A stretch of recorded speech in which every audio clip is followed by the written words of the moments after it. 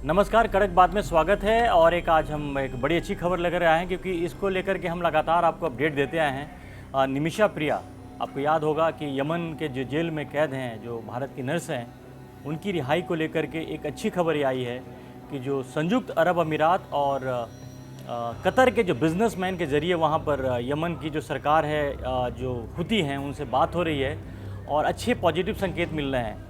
मतलब अब संभव ये है कि ऐसा लग रहा है कि शायद जो उम्मीद बीच में थोड़ी सी कम हो गई थी कि उनके रिहाई की, वो रिहाई की उम्मीद एक बार फिर जग गई है। इसको लेकर के केरल में विधायक हैं, जो पूर्व सीएम ओमन चांडी के जो बेटे हैं, चांडी ओमन, जो अभी विधायक हैं। आपको याद होगा कि ओमन चांडी 2 बार सीएम रह चुके हैं केरला के। उनके बेटे अभी विधायक हैं। उन्होंने इस बार ये लेकर के जो अपडेट दिया है, और इसमें जो एक थर्ड पार्टी जो कहते हैं कि बिजनेसमैन जो हैं, वो काफ़ी सक्रिय तरीके से इसमें लग रही है, उसकी निमिषा की रिहाई में लगे। तो ये संजय जी, क्योंकि इस पे हम कई बार अपडेट दे चुके हैं और मैं कई दिनों से देख रहा था, जानना चाह रहा था कि आखिर निमिषा प्रिया की स्थिति क्या है। चलिए, 16 जो जुलाई को फांसी होनी थी वो टल गई थी, लेकिन उसके बाद ये भी बात आई थी कि वो जल्दी रिहा होने वाली हैं। लेकिन बीच में जो परिवार है, जो मृतक का परिवार है, उसकी ज़िद की वजह से वो अड़ गया कि भाई किसी भी तरह से फांसी की सज़ा नहीं होनी चाहिए। तो ये लग रहा था कि मामला फंसता जा रहा है। एक बार फिर लगता है कि एक जो उम्मीदों की जो किरण है कहीं से यमन से, वो आ रही है। देखिए, ये बात सही है धर्मेंद्र जी की जितनी कोशिश हो सकती है, चाहे भारत की तरफ से कोशिश हो, पर्दे के सामने कोशिश हो, पर्दे के पीछे कोशिश हो, और दूसरी कोशिशें हों, उसमें भारत के लोग लगातार लगे हुए हैं। केरल के लोग लगातार लगे हैं, अपने चैनल खोल रहे हैं। चूँकि केरल का बहुत प्रगाढ़ रिश्ता या बहुत मजबूत रिश्ता सऊदी अरब और खाड़ी देशों के लोगों से है, और चूँकि व्यापार भी होता है, केरल से बहुत बड़ा व्यापार सऊदी अरब और खाड़ी देशों के लिए होता है, कतर के लिए होता है, यमन के लिए भी होता है। तो ये बात सही है कि वहाँ के कुछ बिजनेसमैन जिनका इंटरेस्ट केरल में भी है, और जिनका और भारत से भी एक ओवरऑल, बिल्कुल जिस तरह से भारत का गल्फ कंट्री के साथ में बिजनेस है, तो वो भी एक बहुत बड़ा फैक्टर है, क्योंकि इसमें भारत सरकार भी इन्वॉल्व है।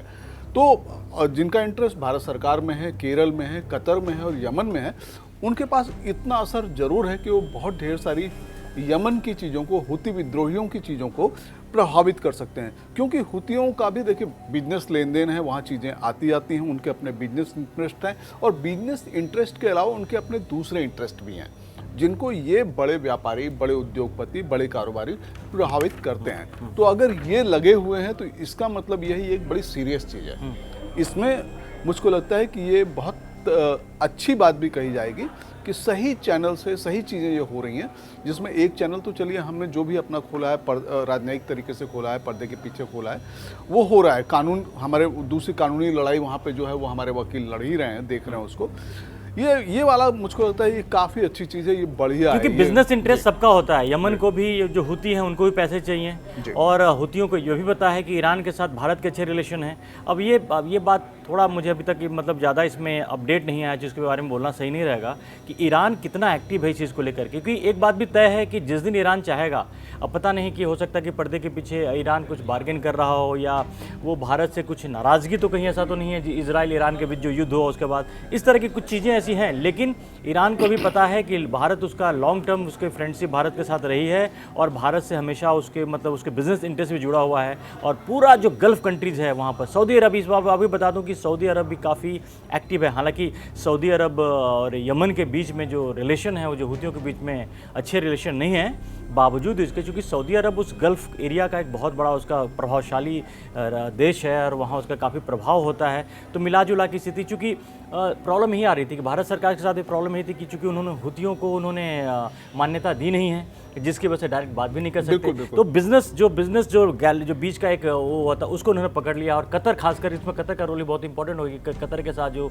जिस तरह के रिलेशन है यमन के, और कतर के साथ भारत के रिलेशन भी भारत के रिलेशन के अब अच्छे अभी हो रहे हैं। तो मिलाजुला की स्थिति फिर वही है कि जो गल्फ के साथ जो भारत के जो बिजनेस है, और जो बिजनेस इंटरेस्ट के साथ जो दोस्ती है, वो कहीं ना कहीं पर काम आ रहा है। वरना देखिए, कहाँ 16 जुलाई को फांसी देनी थी, अभी अगस्त खत्म होने वाला, 1.5 महीने करीब हो चुके हैं, 1.5 महीने से ज़्यादा का समय हो चुका है, फांसी नहीं दिया है। इसका मतलब कि कुछ, हाँ, कुछ तो है। ये बात पक्की है कि अगर फांसी नहीं दी है और फांसी टली भी है, तो भारत से जितनी कोशिशें हो रही हैं वो काफ़ी हद तक सही डायरेक्शन में हो रही हैं, और उनका असर हो रहा है। एक बात तो साफ है। और दूसरा ये है कि ये जो व्यापारी लोग हैं, ये कारोबारी लोग हैं, वो निश्चित रूप से यमन में हुती विद्रोहियों के साथ उनका अपना एक इंटरेस्ट है। हुती विद्रोही के साथ उनका हुती विद्रोहियों का भी काम इनके बगैर नहीं चल सकता है, क्योंकि उस देश की जो अर्थव्यवस्था है वो ऐसी नहीं है कि वो अपना खुद चला लेंगे किसी सरकार के तरीके से।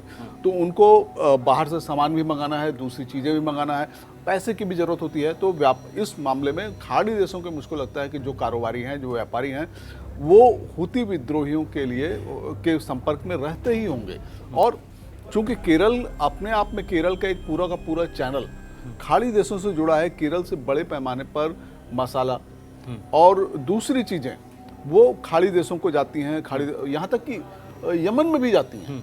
हुती विद्रोहियों यमन को भी जरूरत पड़ती है, ऐसा नहीं है कि यमन बिल्कुल अलग है, ऐसा आइलैंड पे रहकर। और एक चीज इसमें ध्यान देने वाली बात है संजय जी, ये भी है कि पिछले कुछ दिनों में हुती विद्रोहियों की जो एक्टिविटीज है वो काफी कम हुई हैं। जो हमले का जो था उसके पीछे की वजह ये भी है कि इजराइल और अमेरिका काफी अग्रेसिव हो रखा था यमन के खिलाफ। तो यमन के हुती भी हैं, वो कहीं ना कहीं दबाव में है। अगर ऐसे में अगर वो फांसी की सजा अगर निमिषा प्रिया को देते हैं तो भारत से ताल्लुकात, मतलब कहीं ना कहीं एक भी रहा कि भारत से उनके भी ताल्लुकात और खराब होंगे, जिससे उन पे तो दबाव दिख रहा है। शायद दबाव का भी असर हो सकता है कि मैं भी, क्योंकि ब्लड देखिए 2023 में जो फाइनल वहाँ की जो सुप्रीम कोर्ट है, जो वहाँ से जो डिसीजन हुआ था 2023 में फांसी की सज़ा हुई थी और 16 जनवरी 2025 को होनी थी, बावजूद इसके 2 साल से ज़्यादा हो गए हैं। ब्लड मनी के रूप में एक ऑप्शन को ओपन रखा गया है। उसी ब्लड मनी को लेकर तमाम जो चीज़ें हैं, जो मृतक हैं, जो निमिषा प्रिया के जो पार्टनर थे तलाल अब्दुल महदी, उनकी हत्या के केस में इनको जो मौत की सज़ा मिली थी, जो उनका भाई है, मेहदी का जो भाई है, वो जीत पे अड़ा हुआ था, बार बार कई बार स्टेटमेंट दे चुका है, लेकिन पिछले कुछ दिनों से